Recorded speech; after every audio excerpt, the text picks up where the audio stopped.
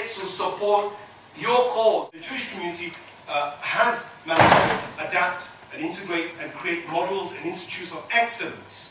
And Muslims, by and large, we seem to be settling for mediocrity. Britain is one of the greatest countries in the world, where we have in law, we have equality in law, we are equal members of society. The Prophet came and he established arguably the first constitution the world had ever seen in Medina. His notion of Ummah at that point was Sabians, Christians, Jews and Muslims. It wasn't exclusively Muslim.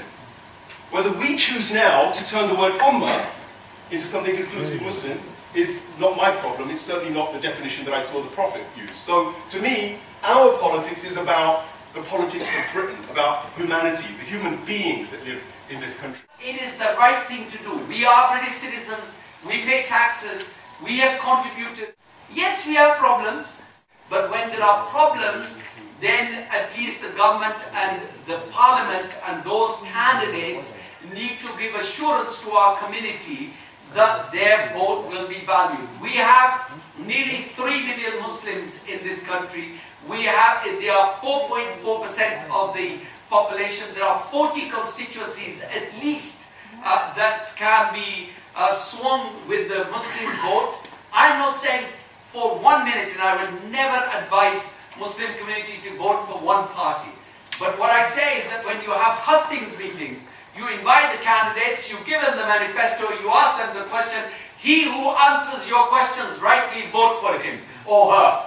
But not for a party, because that would be a mistake. This is a manifesto watch for our community, to watch to see what others are offering. But as I look down here, I can pick out things here which I find it difficult to differentiate or to isolate the Muslim bit of it. I'm sorry to have to say this, but the leadership has been very poor within what happens to be the Muslim community, but again, it's not the Muslim community or the Muslimness of it which has brought that about. And I have to say to our Muslim leaders in the community that we may want to have a second look or how we are performing as Muslim leaders. Unfortunately, the Muslim leadership in Britain has failed. So far we've been service providers, but we need to become decision makers. That we need to concentrate on education. Muslims are not one monolithic block with one set of views. We are a diverse community. Muslims are not saying, I am 100% sure, they are not saying we want special treatment because we have a manifesto or we have a demand. All they're asking is for equal treatment.